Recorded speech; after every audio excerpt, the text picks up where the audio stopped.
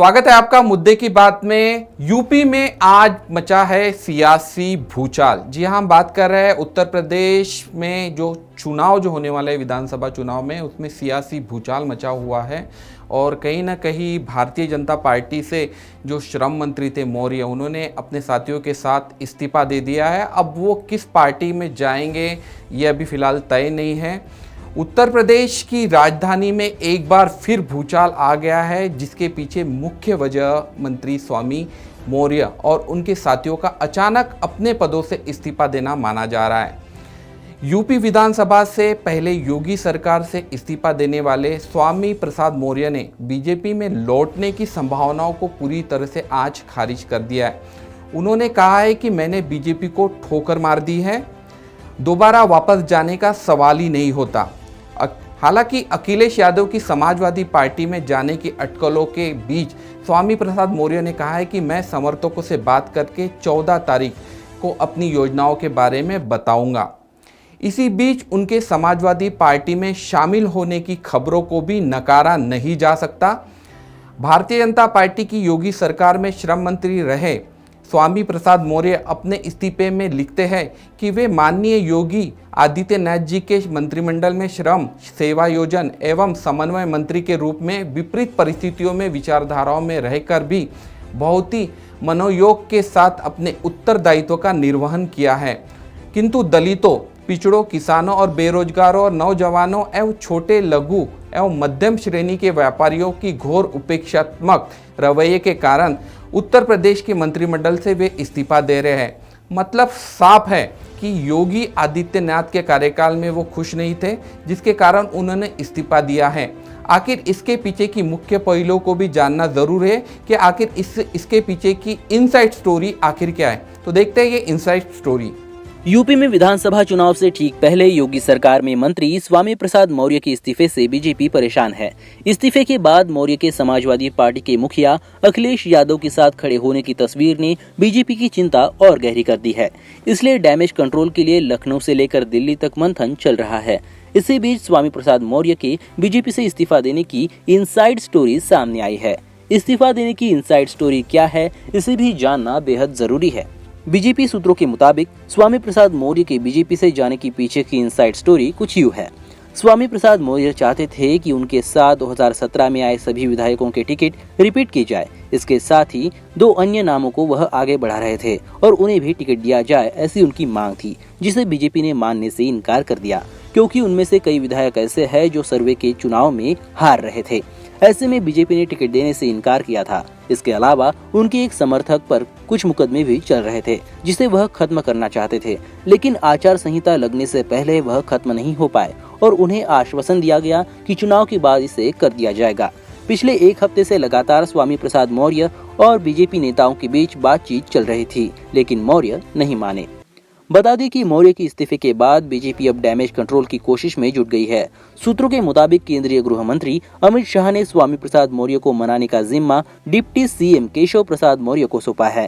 केशव प्रसाद मौर्य इस्तीफा देने वाले दूसरे असंतुष्ट विधायकों को भी मनाने में जुटे हैं।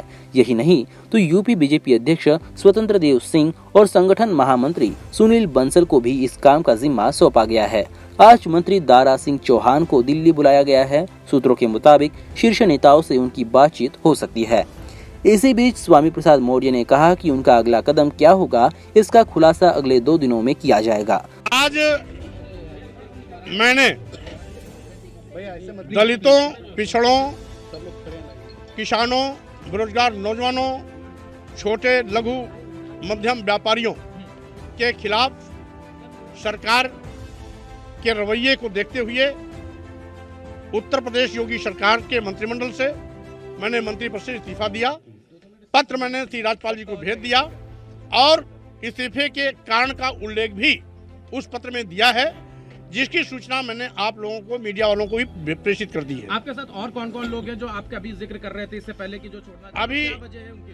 1-2 दिन मैं अपने प्रदेश के कार्यकर्ताओं, समर्थकों से बात करूंगा और कौन कितनी संख्या में आ रहा है इसका आंकड़ा मैं 2 दिन बाद बताऊंगा। समाजवादी राष्ट्रीय अध्यक्ष अखिलेश यादव ने फोटो भी ट्वीट करी, तो क्या आप समाजवादी आज ज्वाइन करेंगे? भाई, मैं राजनीतिक व्यक्ति हूं तो कहीं न कहीं किसी न किसी राजनीतिक पार्टी से वार्ता हमें करनी ही होगी। हम किससे बात करेंगे ये हम अपने कार्यकर्ताओं समर्थकों से बात करने बात तय करेंगे। सूत्रों के मुताबिक मौर्य के बाद इस्तीफों की छड़ी लग गई है। भगवती सिंह सागर, तिलहर विधानसभा से रोशन लाल वर्मा और बांदा से विधायक ब्रजेश प्रजापति ने भी इस्तीफा दे दिया है। खबर है कि यूपी सरकार के कुछ मंत्री अखिलेश यादव से मिलने पहुंचे थे, जिसके बाद इस्तीफा देने वाले नेताओं के समाजवादी पार्टी में शामिल होने के कयास लगाए जा रहे हैं। ये भी जानना जरूरी है कि स्वामी प्रसाद मौर्य के साथ इस्तीफा देने वाले तीनों विधायक आखिर पहले किस पार्टी में थे और कब बीजेपी में शामिल हुए थे। बीजेपी से इस्तीफा देने वाले ये तीनों विधायक पहले बसपा में, स्वामी प्रसाद मौर्य के बीजेपी के आने के बाद बीजेपी में शामिल हुए थे। रोशनलाल वर्मा शाहजहांपुर के तिलहर से विधायक है, जबकि रोशनलाल वर्मा लोधी समाज से आते हैं। वही वर्मा लगातार 3 बार के विधायक है। 12 सितंबर 2016 को बीएसपी से बीजेपी में वे आए थे। ब्रजेश प्रजापति उत्तर प्रदेश के बांदा जिले से 3 बारी से विधायक है, 1 बार वे विधायक है। इसके साथ ही प्रजापति कुम्हार समाज से आते हैं। इन्हें स्वामी प्रसाद मौर्य के करीबी माना जाता है। वही जबकि प्रजापति बसपा सरकार में पिछड़ा वर्ग आयोग के सदस्य रह चुके हैं। 2016 में ही मौर्य के बीजेपी में आने के बाद बसपा से बीजेपी में ब्रजेश प्रजापति शामिल हुए थे। भगवती प्रसाद साग कानपुर के बिल्हौर से विधायक है, पूर्व मंत्री है और 4 बार के विधायक है। एससी वर्ग में धोबी समाज से आते हैं। भगवती प्रसाद सांग झांसी जिले से भी विधायक रह चुके हैं।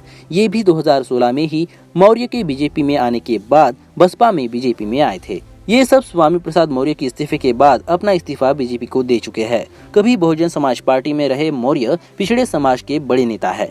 उन्होंने योगी कैबिनेट से इस्तीफा दे दिया है और ऐसी खबर है कि वो समाजवादी पार्टी ज्वाइन कर सकते हैं। इस्तीफा इसके बाद अखिलेश यादव ने उनके साथ फोटो ट्वीट करते हुए सपा में स्वागत किया है। हालांकि खुद मौर्य ने सपा ज्वाइन करने पर अभी सस्पेंस रखा है। मौर्य फिलहाल यूपी सरकार में कैबिनेट मंत्री है और 5 बार विधायक रह चुके हैं। फिलहाल वह यूपी के पडरौना विधानसभा क्षेत्र से विधायक है।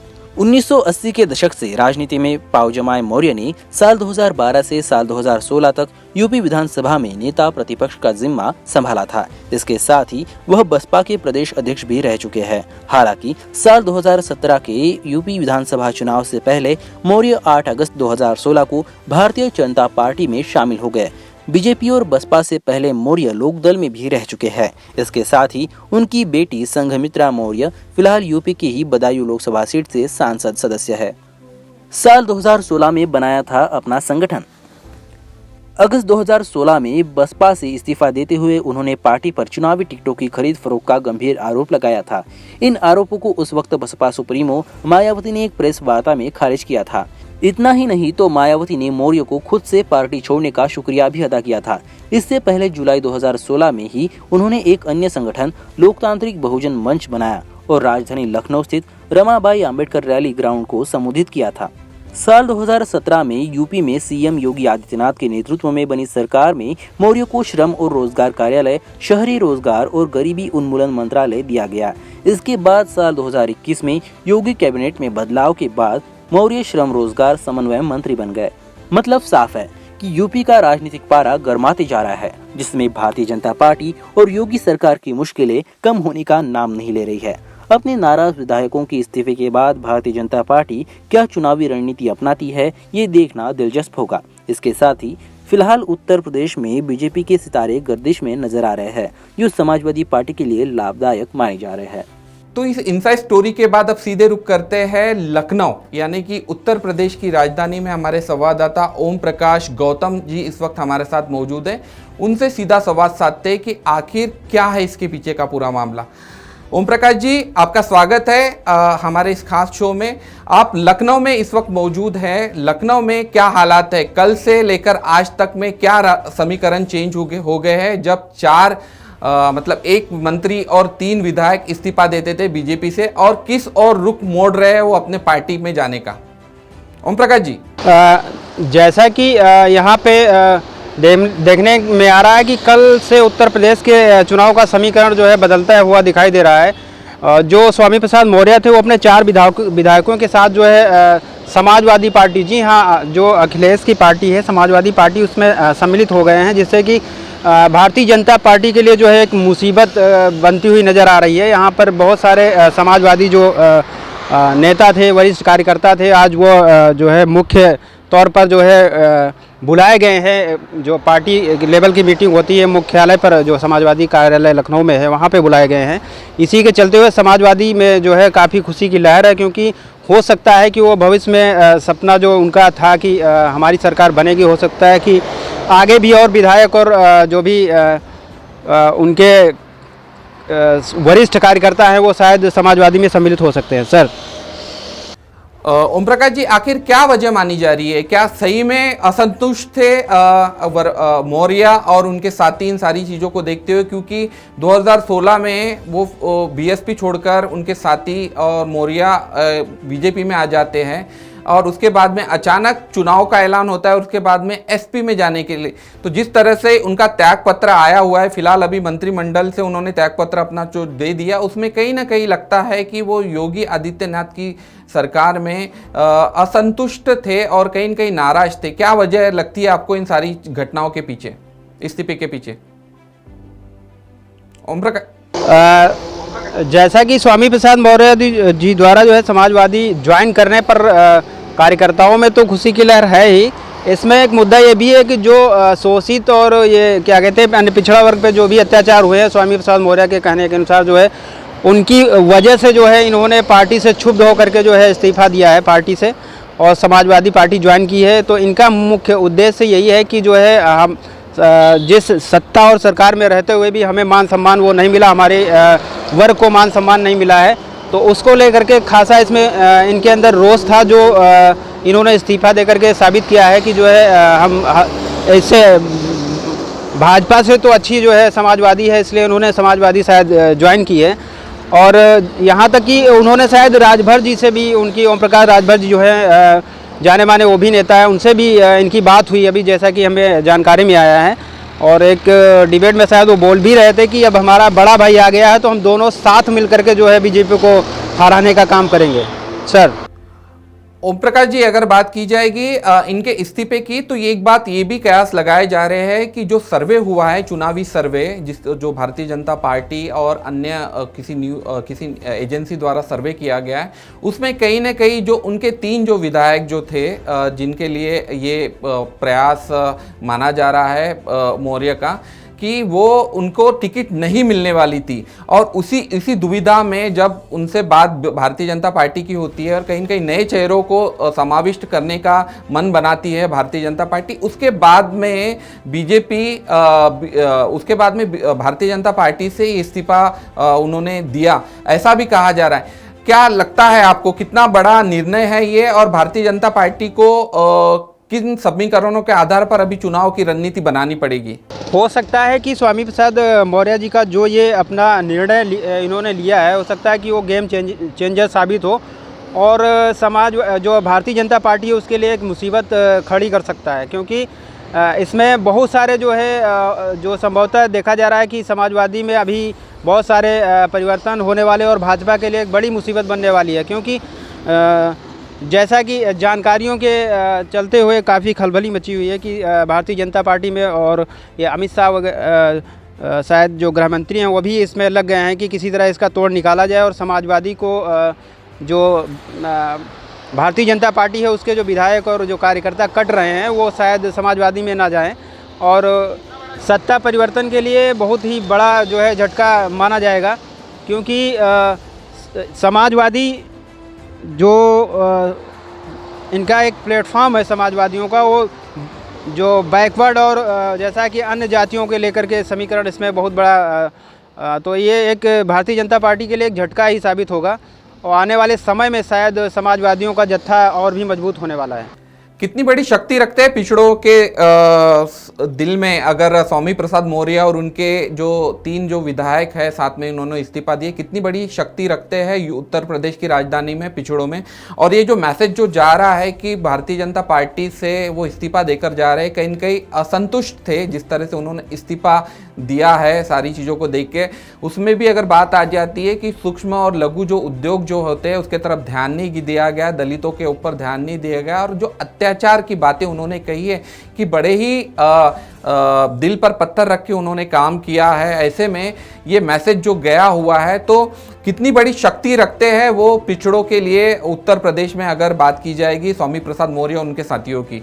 भारतीय जनता पार्टी के लिए बहुत ही तगड़ा झटका है, क्योंकि जिस प्रकार से जो स्वामी प्रसाद मौर्य जी ने बयान दिया है कि उनको पार्टी में, भारतीय जनता पार्टी में रहते हुए भी किसी प्रकार से कोई मान सम्मान और जो अगर पिछड़ी जातियां हैं उनके लिए कोई उसमें जगह नहीं मिल पाई है, तो ये बहुत ही सोचने का विषय है कि एक वरिष्ठ नेता होते हुए भी भारतीय जनता पार्टी में स्वामी प्रसाद मौर्य जी को ये स्थान नहीं मिला है। तो ये एक सोचने वाली बात है, क्योंकि ये इनके ही द्वारा दिए गए बयान के अनुसार कि पार्टी में गरीबों और वंचित, दलित, कुछ पिछड़ों को जो जगह नहीं दी जाती है, तो इससे शायद नाराज़ होकर के इन्होंने पार्टी ज्वाइन की है, जो समाजवादी पार्टी में स्वामी प्रसाद मौर्य जी शामिल हो चुके हैं। क्या समाजवादी पार्टी में उन्होंने ज्वाइन कर लिए? क्योंकि उन्होंने कल के अपने जो स्टेटमेंट में कहा है कि वो 14 तारीख को अपने साथियों से बातचीत करके वो निर्णय लेने वाले, तो क्या ये मान के चल रहे कि उन्होंने समाजवादी पार्टी पूरी तरह से ज्वाइन कर ली है या फिर ऑफिशियली डिक्लेयर करना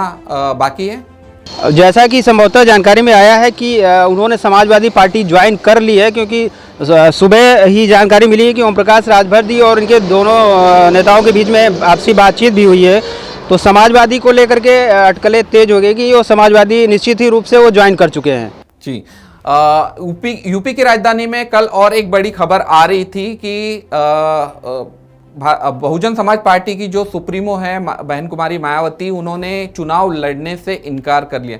कितनी बड़ी खबर है और क्या परिणाम हो सकते हैं बीएसपी पर, क्योंकि एन चुनाव के वक्त में मायावती जी का ये बयान शायद बीएसपी की नैया डुबो ना दे। जैसा कि बीएसपी, रही बात बीएसपी की, तो बीएसपी में पहले ही भी वरिष्ठ उनके वक्ताओं द्वारा ये जानकारी मिली है कि जो है उनका खुद का स्टैंड है, जो बहन कुमारी मायावती जी और सतीश चंद्र मिश्रा जी, इनका खुद का स्टैंड है कि वो चुनाव आने वाले यूपी का जो 2022 का चुनाव है उसमें चुनाव नहीं लड़ेंगी।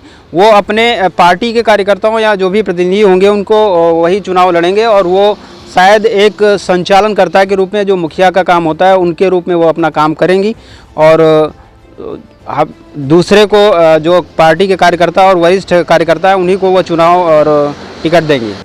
उत्तर प्रदेश के राजकीय समीकरण के बारे में बताइए कि आखिर किस तरह का अभी समीकरण बन गया है कि जिस तरह से भारतीय जनता पार्टी के जो दावे कहे जा रहे थे कि 300 के पार, अब अगर बात की जाएगी तो क्या कड़ी टक्कर है समाजवादी और बीजेपी के बीच में और बीएसपी के बीच में? समाजवादी पार्टी का पलड़ा जो है ज़्यादा भारी दिखाई दे रहा है यूपी में, और भाजपा के लिए जो है मुसीबत बनता जा रहा है जो नेताओं का कटना और ये विधायकों का कटना इस तरह से। तो ये एक कहीं ना कहीं जो है ये बीजेपी के खेमे में बहुत बड़ी जो है खलबली है, क्योंकि इनका जो है पक्ष धीरे धीरे कमज़ोर होता जा रहा है और ये अपनी उस नेताओं और विधायकों को संभाल नहीं पा रहे हैं। तो शायद ये सपा के लिए एक प्लस पॉइंट होगा, क्योंकि जो भी इस समय अगर उत्तर प्रदेश में देखा जाए तो सिर्फ शायद समाजवादी और बहुजन समाज पार्टी और ये भारतीय जनता पार्टी तीनों के मध्य चुनाव होना है। लेकिन जो रही बात भारी पलड़े की, तो इसमें समाजवादी का पलड़ा सबसे ज़्यादा भारी दिखाई देता है। फिलहाल सबसे बड़ी बात बताइए मुझे कि समाजवादी पार्टी की रणनीति फिलहाल अभी क्या होगी, क्योंकि कल ही अगर अखिलेश यादव की एक निजी न्यूज़ चैनल में कहते हैं कि यादव समाज से उन्हें जोड़ा जाता है, क्या यादव समाज पूरी तरीके से उनके साथ है और पिछड़ों का भी साथ मिलते हुए दिखाई दे रहा है इन सारी गतिविधियों के बाद में, क्योंकि जिस तरह के हालात अभी उत्पन्न हुए हैं? क्योंकि इसमें पिछड़ों के ही हित की बात की जाती है समाजवादी पार्टी में, तो ज़्यादातर जो पिछड़ा वर्ग है, जैसे कि यादव वर्ग आता है, इसमें बहुत सारी जातियां आती हैं जो पिछड़ी जातियां हैं, तो वो कहीं ना कहीं झुकाव इनका जो है समाजवादी की तरफ है। और वो क्योंकि वो आने वाली जो घटनाएं पूर्व में हो चुकी हैं सरकार, जो भाजपा सरकार के रहते हुए, तो कहीं ना कहीं रोष भी है इन जातियों में कि इस बार कुछ ना कुछ परिवर्तन किया जाए, और समाजवादी की तरफ इनका ज़्यादातर झुकाव है। और बहुजन समाज पार्टी जो है शायद तीसरे नंबर पे हो सकती है, क्योंकि इन्होंने अभी तक किसी भी प्रकार से कोई पत्ता इस तरह का नहीं खोला है, और ना ही तो अभी तक किसी तरह का कोई सीटों का बंटवारा को लेकर के या किसी भी अन्य मुद्दों को लेकर के जो है ना तो किसी भी प्रकार से कैंपेनिंग इनकी विशेष रूप से चलाई गई है, और ना ही ज़्यादातर देखा गया है कि वर्चुअल तरीके से भी इनका कोई प्रचार प्रसार नहीं। तो इस तरह से देखा जाए तो उत्तर प्रदेश में अभी तक समाजवादी का ही बोलबाला है, और समाजवादी में ही छोटी मोटी पार्टियां जो है जुड़ती हुई चली जा रही हैं, इसलिए इनका समाजवादियों का जो है जनाधार बढ़ता जा रहा है। सर, समाजवादी पार्टी की क्या इस वक्त मीटिंग चल रही है लखनऊ में, क्योंकि लखनऊ की राजधानी से आपसे बातचीत हो रही है, और उस मीटिंग में क्या तय हो सकता है, क्या नई योजनाओं के बारे में और बातें सामने आ सकती हैं?